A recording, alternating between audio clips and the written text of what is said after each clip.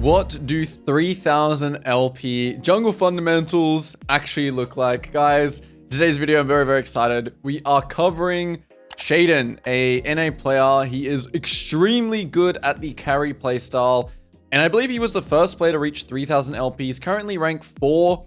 And today we're going to be looking at 2 games. This is going to be my complete live reaction. I'm going to try and break down the key fundamentals that allows this guy to just be so good, so consistent. And the 2 games that we're going to be looking at today is 2 games where he drops absolute bombs on his Smurf. In this game, he drops 30 kills and 5 deaths, which is a loss that we're going to look at. And we're also going to look at his game where he drops 20 kills and 4 deaths. So yeah, we're just going to be talking about all the mindset things. Again, it's going to be my reaction to his game. So it's going to be a bit of a chill video. If you're not sure who I am, my name is Coach Leo. I am a former pro player. I competed at Worlds 4 times, currently challenger. And yeah, let's just see what this guy does. So, you know, I haven't watched this again. I have not watched this as my actual reaction to the game.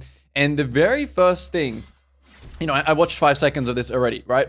The very first thing that I see is the adaptation to volatility, right? So guys, when you load into a game, you need to think about volatility. Okay, volatility is this idea that you want to be close to volatility. So if you choose to path the bot, it's because you think, oh, this is the lane that's going to be volatile, and I want to always be pathing to that side because at the end of my clear, with my spare time, this is something that, you know, I've watched some of his live streams, right? And I'm watching and I'm seeing, so I have a good idea again of why this is a really good idea to make this video, is because of course his fundamentals are very clean. But yeah, the very first decision that he makes here actually is to adapt his pathing. I actually hadn't seen him do Raptor path this entire time, but I'm assuming it's for the reason that if you look, you know, again, information gathering, right? In the chat here, Gwen no flash, Gwen no ignite, 1 HP. Okay, so immediate information gathering. You know, he even resets his Raptor here. You know, we're all human. So, but this is the skill of a player, right? This kind of decision, this kind of awareness is the skill of a player. Okay, so yeah, super good. Just simply taking a note of the fact that Gwen has no flash, the fact that top lane is a volatile lane, the fact that, you know, again, things that are, we're talking about volatility here, right? Conqueror is a volatile summon, rune. Double ignite is volatile, right? If Gwen had like ghost flash, right? Obviously that lane is so much harder to punish. So let's continue. So adaptation, he gets the first kill top. Let's see what he does here. I'm gonna assume the way he's pulling this, he wants to base, just because, you know, this season as well, it's really good to just buy a double longsword here and, you know, get that tempo up and just continue to, yeah, whenever you gank a side lane, to be honest, like if you gank bot, if you gank top, this is something that I see him do all the time. He kind of like treats each side of the map as like, you know, one quadrant. Of course, you shouldn't always, you know, instantly base after like clearing one quadrant. But since it's very good to base and buy double longsword here because of the new home guards, you get here just as fast. So it's always worth to take that base to get double longsword to start impacting the map, you know, as soon as you can. So I think, did we have information on the enemy jungle? Let me check. Yeah, we have a ward on the Raptors, so we know what the enemy jungler's pathing is. We can see the enemy jungle here. Obviously, when you're doing a play like this, it's kind of hard to notice, but, you know, as you're recalling here, you can spend some time to think about where the enemy jungle is. So we know that Rengar is pathing up. This could be another reason for the base, right? Like, you show top, you think that the enemy jungler is going to invade your bot side, so you immediately, like, kind of base. And you want to, you know, potentially you lose your blue, but of course that gank is worth. So many times I get asked in coaching, like, is it worth to go top for a kill? Of course it's worth to go top for a kill if you're only trading like your blue buff or something like that. Now, let's have a quick pause here, okay?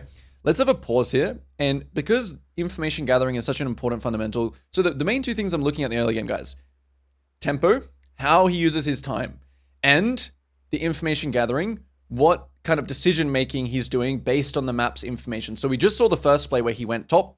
This is because Gwen had no sums and she's 1 HP. Her condition, her summoner spells, it's increasing that chance of that gank, of how likely that gank is.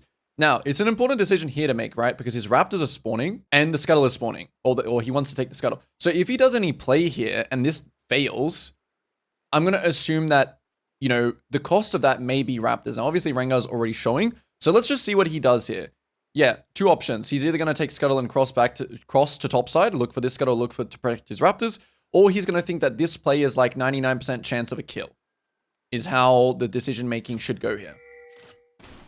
So already he's pushing it, right? Already he's information gathered here And again, if you think about summoner spells, if you think about condition, if you think about wave position, obviously this lane is like, you know, it's a low, like even if you go here and burn Karma or Aurelia's Flash, not worth considering that your Raptors are spawned. Okay, so we see that Rengar is low here, entering the river. Now, something that's very important. Even if you're not a part of a play, when you're taking this Scuttle Crab here, it's important that you actually watch top. The reason why you want to watch top is because you want to see the condition of the Rengar, right? Of, you know, what is he going to do next? So noticing this is very, very important, right? Shaden could get creative here and, you know, not show by crossing mid, maybe hide in this bush because Rengar is making an active decision to actually want to contest river here. So it's important that he actually doesn't show here, which you can see an active decision here to make sure he's not showing. Let me show you through the enemy's vision here, right? The enemy's vision is here.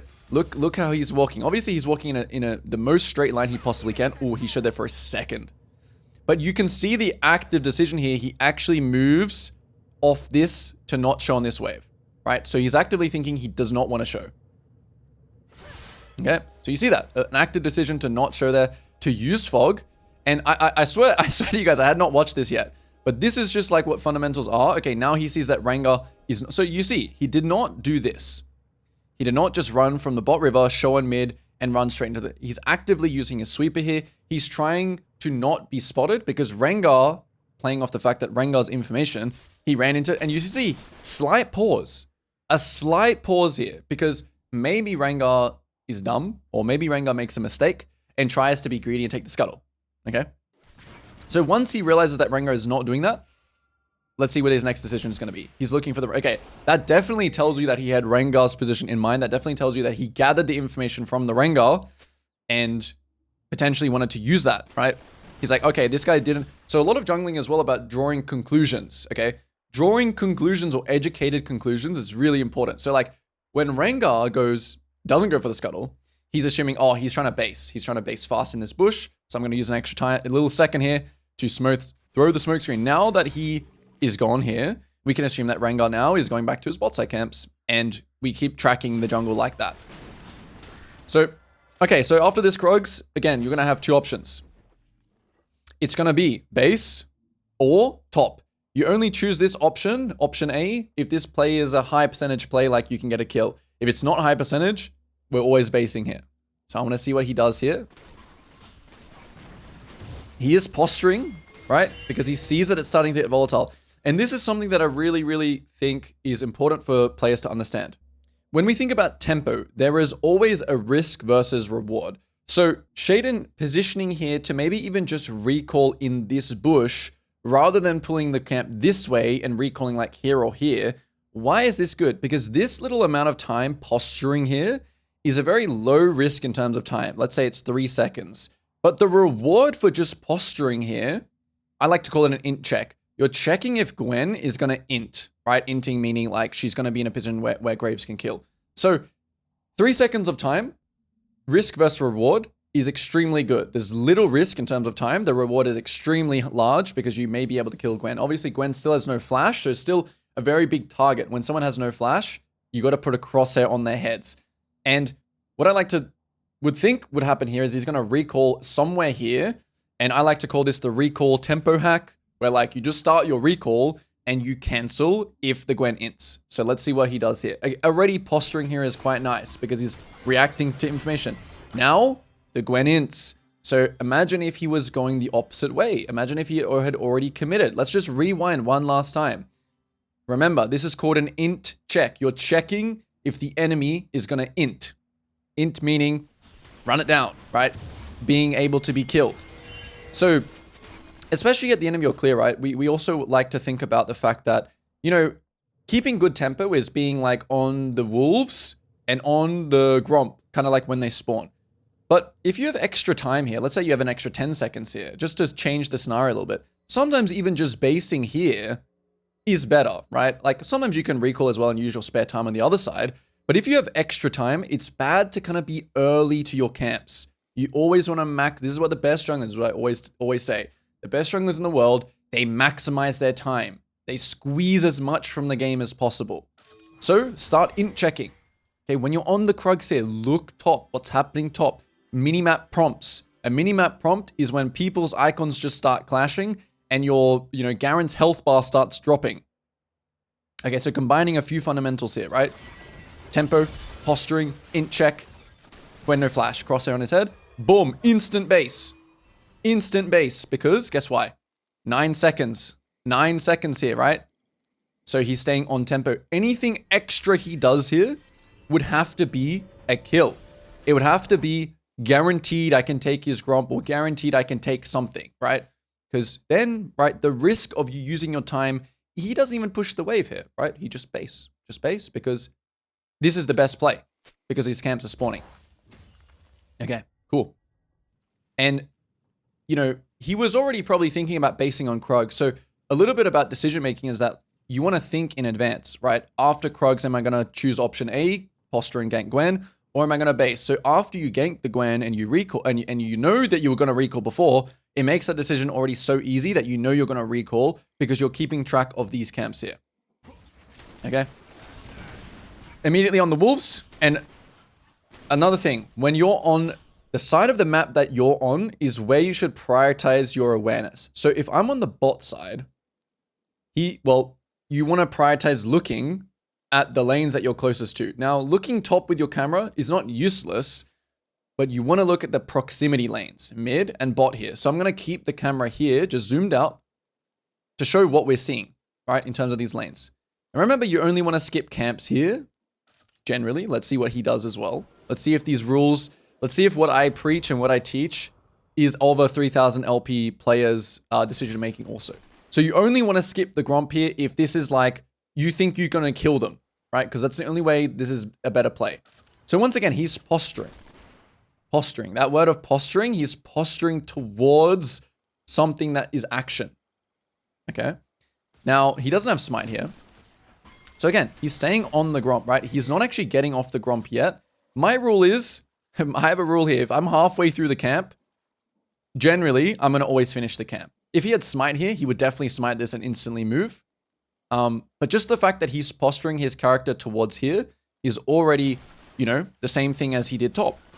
And also what I talked about the different quadrants, right? He's now on bot quadrant.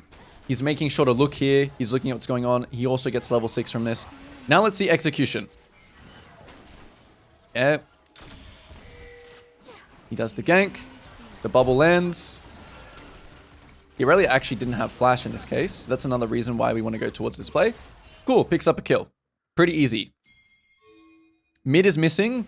I'm not sure if we saw Rengar anywhere on the chat, in the game. Yep, here's Rengar. Okay.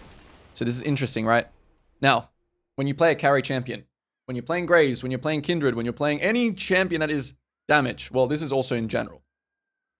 Mindset-wise, don't compensate. So your teammates just got double killed, but you could already see here that he was just checking, is there anything that is this actually fightable? So it's really important not to cope. Don't cope when you play a carry especially, okay? Because you need to make sure that you live here so you can, make the most of being alive, which is taking the scuttle. Maybe it's even like using this Aurelia's bad tempo to take the Drake. Let's see what he does here. So he's not going to take the Drake. Okay, too risky. Another reason why is, again, when our topside camp starts spawning like this, any play that he makes, drag, enemy camps, enemy bot gank, any of these options, option A, B, and C, they need to be high percentage. Otherwise, taking your camps is better. So this is going to be something I want to he's doing it already, and I want to see if that's true. I want to see if because this is also for me to review as well, right? Oh, he actually bases here. Again, another, this is what I mean. He does these quadrant bases, and even though he only has 800 gold here, because it's a similar speed of going from like here to here and here to here with home guards, he's taking the 800 gold buy. Again, hyper efficiency, okay? When you're on the opposite side of the map from your other side of your camps, generally you should base. I mean, I think if he had like 400 gold here and he had he had his item. Okay, that makes sense. Yeah, he had hubris. I was about to say if he only had like a longsword to buy, I would like argue that going here is probably just better, not basing. Because you don't always want to base. You don't want to base too much. Basing still takes 8 seconds, right? But for hubris, there it is. So he's thinking about his item spikes as well. Item spikes obviously is important on every champion, but for champions like, well, it's important on every champion. You always got to think about, your item spikes. Okay. So look what happens here actually. in this case, he actually starts with his Krugs first. And this is something I also find a lot of players do. Like sometimes I'll find players just walk down to like the Raptor camp first. Or in this case before, he actually did his Wolves first, but that's because he did not have his topside camp spawning. So now the reason why he does this is because it's a clean sweep to the bot side. Also, he's going to play around the fact that he burned Karma's flash previously, right? On his previous time that he spent bot side, he burnt Karma's flash.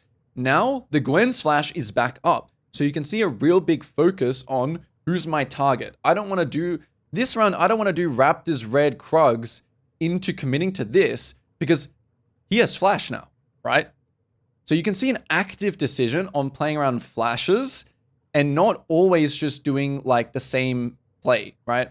Again, he went Wolves here last time first because he had nothing to do topside, so he knew he was going to just like play his round out here basically. This round, his Wolves are in 40 seconds, so if he goes 1, 2, 3, his Wolves are basically spawning by that time. Pretty interesting to see the way that he's piling out a base and how he's playing around flashes. Okay, let's watch. Again, every time you're going between camps, every time, well, if you can on the camp, right, you should be F-keying to your proximity lane. So he's thinking here, oh, Ahri based. Okay, nothing happening top, Ahri base. Can I like maybe collect this mid wave or something like that? Let's see if he thinks it's worth to collect this mid wave over taking Raptors. No, he doesn't think it's worth. Because it's only a small wave, also showing is bad. So here he's making an interesting decision. Okay, the grubs are spawning in 15 seconds. Interesting decision here. So this is also what I like to call the decision-making roundabout. Okay, when you always want to do the outer camp first if you can, if it lines up like this, right? But this is where you go 1, 2, 3, and you draw out your options. Option A, going into the top side. Option B, going to your Wolves. Maybe option C, contesting the Drake here because something is happening. So as I drew out option C, we're seeing that something is happening here. Okay, guys, what happened on the map? His bot lane died. I think they got ganked. Let me replay because I kind of missed it. So his bot lane got 2v2'd. Okay. And did he have vision of the Rengar on the drag? Okay. So he's already utilizing a fundamental. Guys, if you know, you know. Match or trade. So trading is like cross-mapping. So you always actually want to match when you're stronger. So matching would be fighting Drake. You always want to match when you're stronger. Trading is when you're weaker. Minimizing, which is him taking his bot side camps here, would be minimizing. So match, trade, and minimize. In this case, he recognizes that his bot lane lost 2v2. He's playing with the cards he's been dealt. He realizes, hey, this is not a match situation because they're stronger on the bot side. So even though my initial plan may have been to just to clear towards bot side and punish Karma no flash, I have to adapt to the map, to what's happening. So it makes more sense now when you think about it, when we asked ourselves, why is he going here now? It's because this side of the map is, we shouldn't fight here. Because they're stronger, because we lost. Our bot lane died. So he's immediately trading. Amazing, right? Trade the Drake. It's all good. The amount of times I'm seeing players really, really tunnel vision on contesting like dragons in particular, you can see previously did not take the Drake, chose the scuttle and the base over the dragon, really prioritizing gold and XP. This is how this guy is so consistent, especially when you play carry champs. So trading, nice. While you're trading, you're looking at the proximity lane. Okay, you don't want to gank top now. Okay, why is that? Because if you gank top now, you can't go back and take camps. You want to let things, I like to call it letting it marinate. So you want to take the camps first while you watch these lanes. If Gwen ever does something stupid, yeah, maybe he could have gone Gromp and killed her if she gave him the 99% chance I will kill you play. But since Gwen still is good condition, has flash, wave position is kind of far up, this play is not high percentage. So you got to keep taking the camps. Keep letting these lanes marinate. Look, guys, we're letting it marinate. Also, another great fundamental here. Guys, you need to farm from back to front. So the back camps first, and then you move backwards towards your side. So you can see here, he didn't just immediately start the grubs. He wants the max win. The max win is this. 1, 2, 3. Then still see if there's kills. If not, 4. back to front farming. These, then this, then this, then your camps. So if you had your camps up here and you saw Rengar on the bot side, you would actually skip your camps here and immediately take his camps and then move back to front. So again, here highlighting a very, very crucial fundamental in squeezing as much from the game as you can. Okay, Karma roams mid. Rengar could be now recalling going back to his blue side, or if you think about what options the Rengar has, guys, what options does the Rengar have? So obviously this is a higher MMR game, right? This is like on his Smurf account, but it's a full child game. Rengar is probably assuming here, oh, Graves is taking my side because he's not on the bot side. Like, the Graves is not matching me here. He must be trading. So the Rengar here is thinking, okay, well, I at least have to try and check these camps. Otherwise, I'm going to get 3 quadranted. So what is Shading going to do? Is he going to recall and see if he can find him here? Or is he going to accept and just take the rubs? Here, I would always argue, or I would always suggest, just take what's in front of you, because it's a gamble recalling to your bot side, right? It's a gamble to see, unless you had vision and you saw Rengar walk in, it's a gamble. So I'm going to assume that he's just going to take the grubs here. But let's see. Did we have any information on Rengar entering our blue side? So I'm going to watch that real quick. Any information? Our mid lane got a... Well, something happened mid. Okay, they're low. Okay, Rengar altered mid. So Rengar actually didn't take his blue side. Now he knows this. Confirmed. What I'm going to assume is going to happen now. His top died. His mid died. But creativity. Okay, so some players would immediately be thinking, don't fight this. Don't contest these grubs. Why? Because the same situation as before. Your team died, right?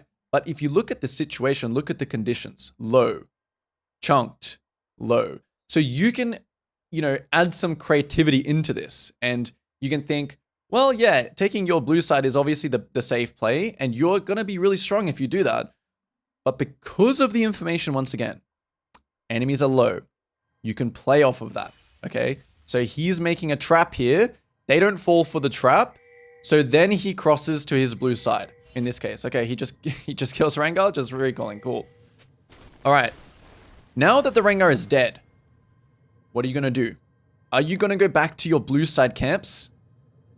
Or are you gonna take something that's the neutral objective? Scuttle and grubs. Okay, so if you ever click back here, no matter what, if you click back to your jungle when you kill the enemy jungle, you are not maximizing how much you can take or how much you can carry in a game. So obviously some cases here, you're not always going to be able to click in. You're not always going to be able to click towards like his camps, because obviously laners also exist. But if you're having an update on the map consistently, you know that Gwen's in base, you know that Katarina is 1 HP, then you know that you can take something. And why does he not go and take his red side camps here? Because Rengar, obviously we knew what he did, right? We knew Rengar took red side camps, did Dragon, recalled, went mid, altered. He just knows that this is guaranteed as well. The grubs and the scuttle. So don't click back here. Clicking back here, these camps are already yours. You don't need to take these now. Rengar's definitely not going to take him. He's dead. So really, really nice decision making. And these decisions in hindsight, they look very easy, right? Or maybe not, but they look easy in hindsight. But when you're in the game, your mental stack to keep track of these things and to make decisions very quickly is extremely difficult. And once again, is what makes the best kind of jungler, right? Okay, he gets creative here. Boom, another kill, another int check. So he does this. He sees that this guy's inting. Kind of understands that Katarina wants to jump towards the backline on the dagger. Takes another kill. So, guys, guess what? He has losing lanes, right? Top lane is obviously a bit even, but he got solo killed. Mid got ganked, got solo killed. Bot lane got double killed. And yeah, he does lose this game.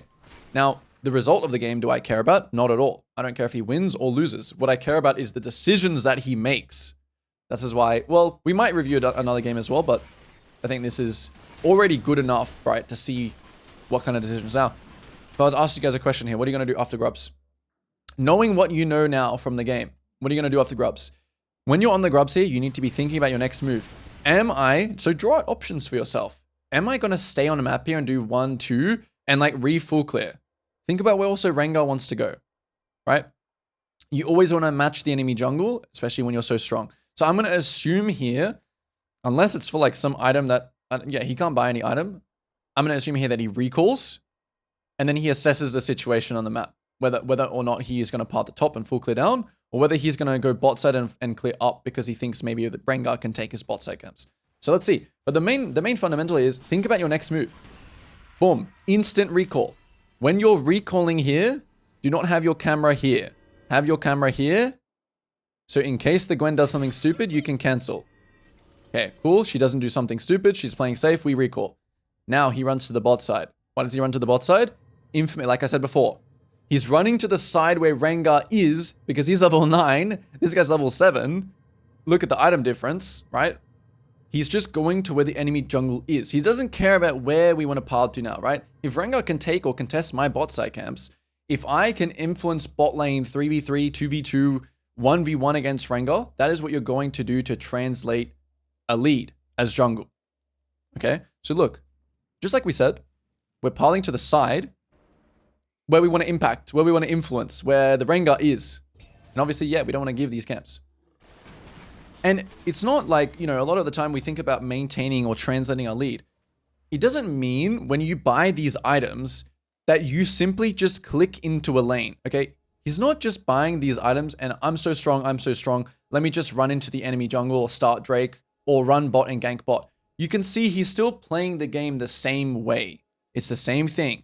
If we have camps to farm, anything that we do, for example, like going mid, going into the jungle, taking Drake, going to gank bot, all these plays need to be 99 percentiles. They need to be high chance. And right now, these are not 99% chances, right? Like, if he runs to the Raptors here, runs over a ward, Katarina and Karma move, he's just inting. So the game, when you're ahead, especially when your team is inting, is more or less the same. You're just playing off information, especially when you play carry champions, damage champions. You don't want to be the focus of the enemy. You want the enemy to use all their abilities on your team and then come and clean up. Again, what? Doing camps and posturing off camps. So now he has spare time. Oh, well, actually, he has his top set up here, which is interesting. Okay, which is another reason why I think, you know, yeah, so this is interesting. So I want to watch this, right? This is interesting even for me to figure out what is the point of this play. So the first thing that I'm seeing as well is the flashes. Okay, again, once again, we're going back to, is it our team that pinged flashes? Maybe our team didn't even ping flashes. We're looking for Yunara pinging Aurelia flash. No, it's only Aurelia pinging Yunara flash. Okay. Katarina flash. Okay, cool. So let's just see. I'm interested also to see from the enemy's vision here, how he's using vision. So look how he's using vision here, right? So lane ganks. Lane ganks are a really great way to, at the end of your clear, just go and recall in a lane and see, once again, do the int check. Is the enemy team going to int? And they do. So I think this was a little bit of a gamble, this positioning. You know, obviously, as well as a player, right, you have to have some kind of intuition. You know, maybe you think that, you know, the Aurelia is going to all in this lane because the Yunara doesn't have flash. Obviously, this is a little higher level, right? It would have been completely fine to just say, okay, after Gromp, there's no opportunity bot side. I'm just going to run to my Raptors Krugs. I think this play would have been completely fine. But, yeah, the creativity, the vision fog here, well, actually, it doesn't get anything. So, yeah, this could have just been a mistake. Bad, you know, lack of judgment or something. But the big thing, honestly, as well, is that he's still... The main thing I think to take from this is that he's using his lead to change the situation of a lane. So obviously, you shouldn't play towards your losing lanes. Okay, he doesn't really... I mean, the bot lane is... I wouldn't say they're like hard losing, right? But he's using his influence on the map. That's the main thing to take from this. Okay, he's using his influence to... You know, and usually people will die easier than you think, especially when you're this strong. Okay, once again, same fundamental. Side lane gank, we're recalling. Side lane gank, very fast recalls, very fast decision making that we just want to recall. So now I'm curious. I'm going to skip a little bit forwards here because I'm more curious about how he's going to play the mid game now. Okay, I want to know what he's going to do in the mid game and see if it lines up with some fundamentals that I teach, okay? So the first thing is, again, translating your lead towards objectives. So always having an objective in mind. Oh, this might be a mistake. Let's see. So let's go back to our vision. So his bowling died here. So just like before when he traded, probably should have done the same thing again. So let's see. Let's actually get the full picture here of the information because obviously the information is important. So Rengar kills his bot lane. And the Katarina is bot lane as well. Dragon is... Yeah, so I think this is just the same scenario, right? I think he made a mistake here. Instead of matching, he should have just traded. Hit the mid tower. Look for the top side camps. So, yeah, even at this level, it's still easy to compensate, especially when you're so strong. So I think he probably actively made the decision here. He probably understood definitely that he was at a disadvantage here, right? It's 3v3, it's 3v2. It's 3v2. Enemy have 3, we have 2. So if you feel like, well, if you're actively making the decision to fight when you're down numbers because of some reason, for example, Rengar no ult, I have 2.5 items and flash. So if you match, just remember, it always means that you think that you are going to win. Okay? Don't match because your bot lane died and you're compensating. That's the main takeaway from this kind of decision making. Don't match to compensate. Match because you think you can win. If you think you can win and you lose, then at least you have something to review. And it's not just like, well, I was just matching here because I was compensating for my team dying. So that's the main thing. Okay, so now let's actually take a look at why we matched. Let's take a look at the mechanics of this play. And yeah, maybe we match, right? Because we just one-shot the Rengar and, you know, Ahri has ult, we have flash, we're feeling really strong. Enemy team lacking ults. Rengar's kind of useless without ult. So yeah, maybe this is why we match. Wow, Rengar is balanced, by the way. How balanced is Rengar? So if Rengar just got one shot there, if he was versing any other normal jungler that's not complete and utter BS, yeah, they probably just 2v3 here, right? But unfortunately, well, it's still close. So I just need to watch the clip, right? Before we watch it, we're just gonna watch the clip, okay? And the limit testing. Let me talk a little bit about limit testing now. Limit testing is an important thing. So it just goes back to what I was saying before. If you think that you can win, you should try, because you never know unless you try it. You never know how strong you are here as Graves unless you try. And Shaden probably, you know, I'm gonna assume, knows his limits very, very well. And once again, he made an active decision here. It wasn't because compensating. Who knows? Maybe it was compensating. But he's making an active decision here. He knows that it's 2v3. But he's taking those odds, right? He's taking those odds. He thinks he can smurf it. And sometimes when you want to carry games, just think you can smurf it, okay? Just play it. Just play it, whatever. You lose the game, it's fine. All good. He loses this game anyway. Okay, once again, same fundamental, guys. I cannot stress this enough. When the enemy are dead, do not just default recall here because you're half HP, because you have 1,500 gold. When the enemy are dead, look for something you can take. What can I take? Enemy are dead. What can I take? What can I take? Oh, there's a raptor camp here. I'll take that. I'll check red. I'll check the golems, right? What can I take? So you can see here he's checking. Okay, he knows his Krugs are down. Now he recalls. Even after just one camp, because he's checking the camps as well. Okay, let's keep following. Immediately out to the top side. And so I'm interested to see how he plays this mid game, right? Because I obviously have my ideas of how you play mid game, which is uptime, downtime. If you know, you know. Uptime, downtime. So he has no camps here. And he's playing on his team's tempo lines. Okay, what do I mean by tempo lines? What I mean by tempo lines is, let's just say this scuttle was up and Raptors and Krugs were up. You can taxi a camp meaning kill it as you're on the way to here. But when you have, let's just go back one more time actually, to paint a better picture. So uptime is when your team is on the map. They're up on the map. So for example here, right, when Garen gets to this, you know, all of his team here are kind of on like this line, right? You see that, like Garen's about to get here as well. His bot line is already here. When it is this kind of line, you want to be taking things that are close to that line. So Raptors would be fine here. You know, Scuttle would be better, like to contest the neutral thing. Blue would also be fine, but you have to be careful going too far past that line. So we'll talk about the downtime, but this is a great example of uptime. You're using your team's pressure. Your team has pressure here. There's something happening here. The reason why you want to be on Scuttle over like the Wolves here, let's just say the Wolves are up, is because you want to be in proximity once again to fights. You want to influence the fights. That's the most important thing. Okay. So, yeah, we're in between, right? We're in between where things are happening. we're invading now because we have pressure mid. And, even though our Ahri died here, look at what he's doing. He's actively making the decision to play uptime here. Okay, cool. We look for that. Now Gwen is mid. Gwen being mid, not too good. However, he's really strong here. But let's see. So generally, when the way I think about like Gwen being mid here, right? Obviously, he just has 3 items, right? And Gwen has 1.5 items, so it's not that scary. He has 3 items. Okay, obviously he's giga-fed this game. But when you see the enemy top laner appear in this fight, the main thing you want to think about is, okay, if I don't fight here, so let's say this was like a 50-50 fight, right? You shouldn't fight because Garen right now is gaining something for free.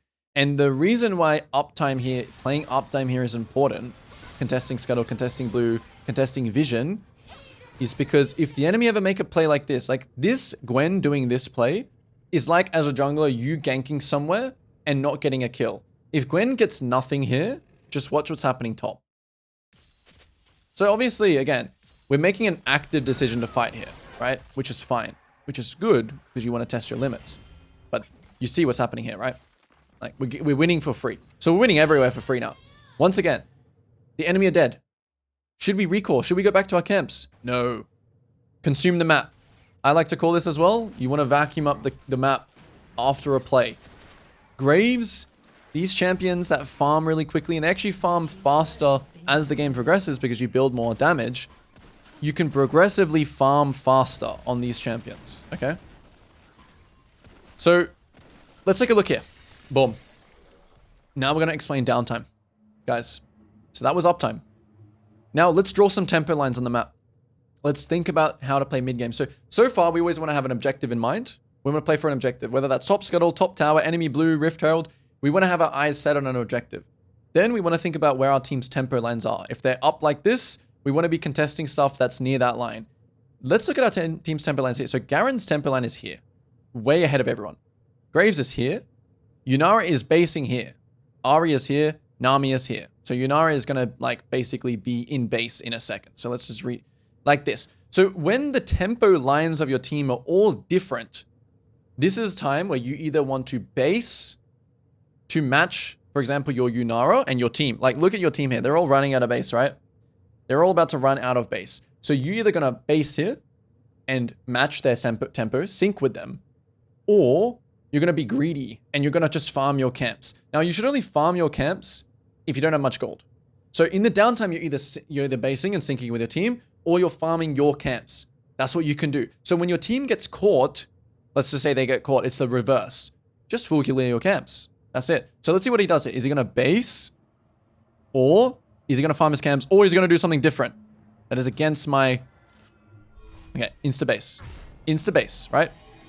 So he has 1,600 gold here. You see, why is he not making an extra play here, guys? Can you tell me? Why is he not making an extra play here? His team's pinging. His Yunara, for some reason, stayed on the map. Obviously, you have to also adapt to your team, right? If your team is doing something here. But the thing is, he's not making a second play. He played his uptime. It's so important to play downtime. Yunara should play downtime. He should base. What's he doing? This is what and obviously these concepts apply to all roles, right? Uptime, downtime applies to all roles. But you can see here, clearly, he's choosing to base and not be a part of like the random stuff that's happening. Now, his team is inting. Okay, guys, look. His team is inting. He's still wanting to be close enough to the fight where he can react if the enemy goes over aggressive and punish them. But my bet here is that if his team dies here, he's just going to play full downtime, which is just full vacuum the map. Take my blue, take my wolves, take my gromp, take the mid wave, take the bot wave, take the raptors, like just vacuum the map here. If his team ints. So let's watch. So he's taking his camps. Okay, prioritizing his camps here because his team inted. Like his Yunara died. So why is he not wanting to actively get involved in this? Because his Yunara inted. His team's inting. This is the same situation as you guys. The same one. And I can almost guarantee lots and lots of players after this Rift Herald make this mid play and die with their team. Lots. Common. Very common thing that I will see in coaching. So he's still not completely like turning his map off though, right? He's not like, just turning all this off. He's still watching the play, which is essential that you still watch. Okay, you still want to watch because sometimes the enemy are also inting. Maybe the Garen, new information is on the screen right now. Garen moved mid. Aurelia is low.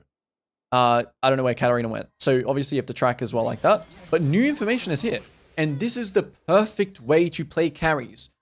Farming the camps, and your team is the focus. So even if your team survived here, farming, judgment call, looks good, go fight. Looks bad, keep farming. And don't compensate. So it looks good. Garen was moving, new information's updating. And this is how you can, I mean, this is not easier said. This is not easy to do, right? This is not an easy skill. Like judgment is the hardest thing about jungle and about League of Legends, you know, having judgment about what's winning and what's losing. But you can definitely see the mindset here. You can see the mindset about not, you know, compensating and not coping. So what is he doing now, right? So his team died, enemy team also died. It's a little bit of a, I like to call this like a lull phase where, you know, he's looking for something to take, or he's looking for a play. I think probably he could have just kept farming. Is he setting up Drake? Maybe I need the Drake timer here somewhere. Okay, no, Drake is still 2 minutes. Yeah. 2 minutes on Drake. Okay. So he just used some time to clear some vision. So he is waiting for his team to play uptime again. Now, again, look at his team's tempo lines. Just take a look. I'm very curious as well what he does here. I'm curious to see. So look at his tempo lines here. Everyone on the same line. So he's farming his camps. As soon as his team maybe push up to this next line, we should see him want to go for Scuttle, go for Gromp, something like that. Protecting waves. So this wave here, if anyone touches this wave, he should kill them. Let's see. Let's see. You can already see here, look, as soon as his team goes up, he's actively not going to these Krugs, as I just said. He's thinking about protecting this wave. Because if someone shows on this wave, if Gwen is here, she's inting, right? Because you're so strong. You can basically mold the game to how you want. But then again, he sees a fight happening mid. It is Katarina here. So they added a numbers disadvantage because Katarina decided to not go bot. She decided to go mid. I'm not sure if Aurelia was bot. But the idea is, okay, his team died. He is actually reacting to this.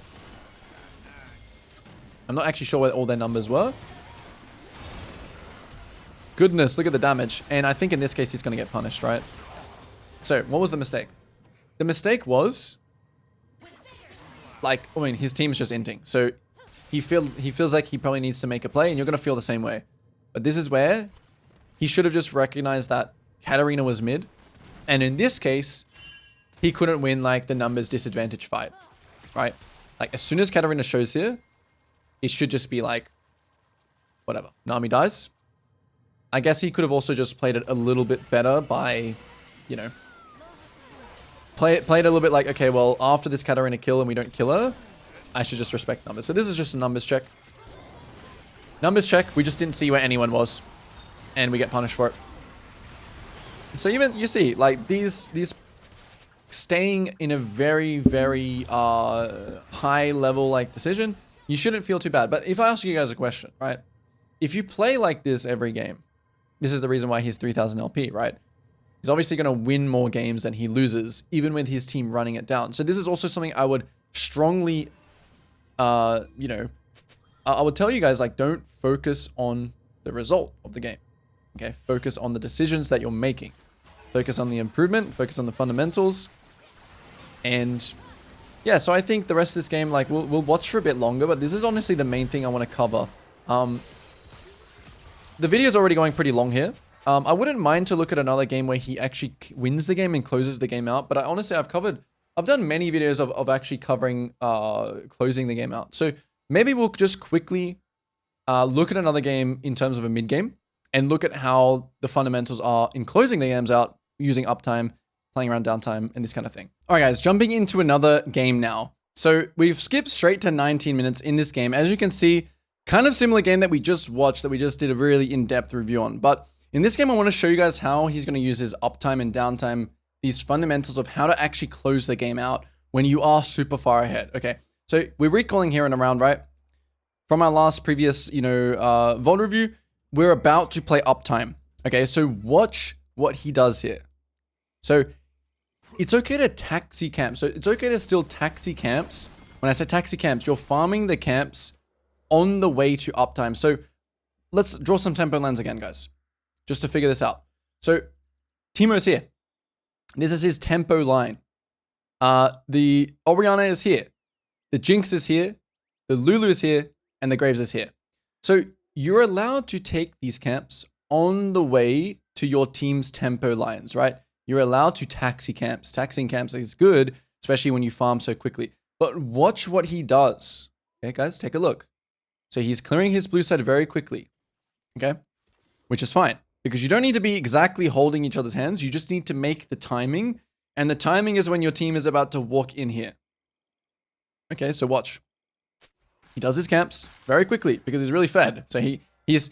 And this is the difference as well. When you play like a Sejuani here, you're only going to be able to farm blue because you need to make this timing. Do you see this timing that I'm talking about?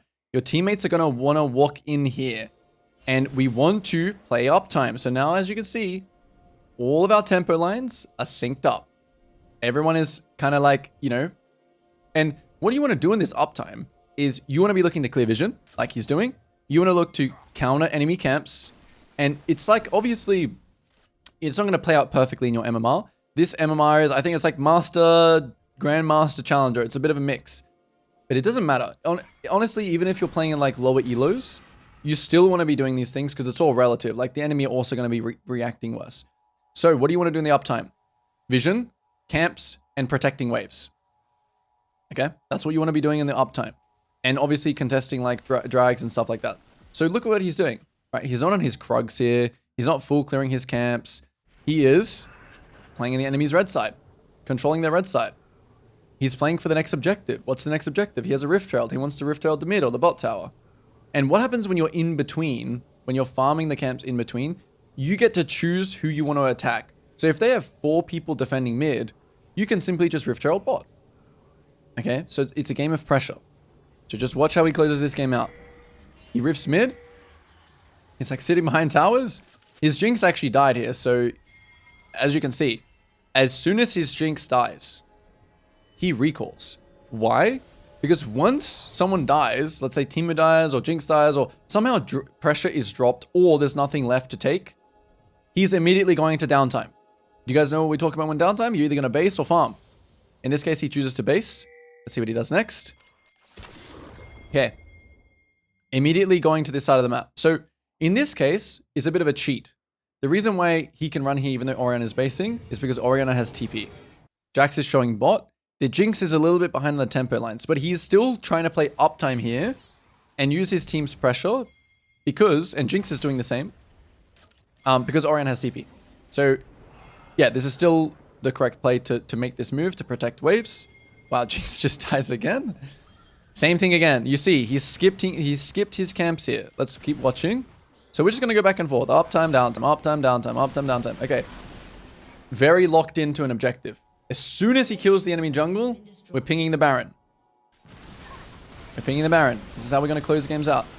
What is it, guys? Uptime or downtime? It's downtime. Why? Because we just made a play. And we're either going to farm in the downtime or we're going to spend gold. In this case, he's going to spend gold. What do we do with Baron? The main thing we want to do with Baron is protect waves. Oh, wow, they FF'd. Well, that's unfortunate. The main thing you want to do with Baron is protect waves. And to close this game out on this Baron round, what you would simply do is, again, he would run instantly into the red side here, play for these 2 towers, play to keep stacking the dragons, right? 50 seconds on Drake. So in this next round, we run straight, we maybe taxi a camp here, taxi, push these waves in, break these towers, take Drake, and so on, so on. So, okay, unfortunately this game was an FF. We didn't actually get to see. But I think this is conclusive. I think I'll end the video here. So if you're able to learn something from this video, make sure to leave a comment down below. Consider dropping a sub, dropping a like. And yeah, stay tuned for more videos like this in the future. Peace.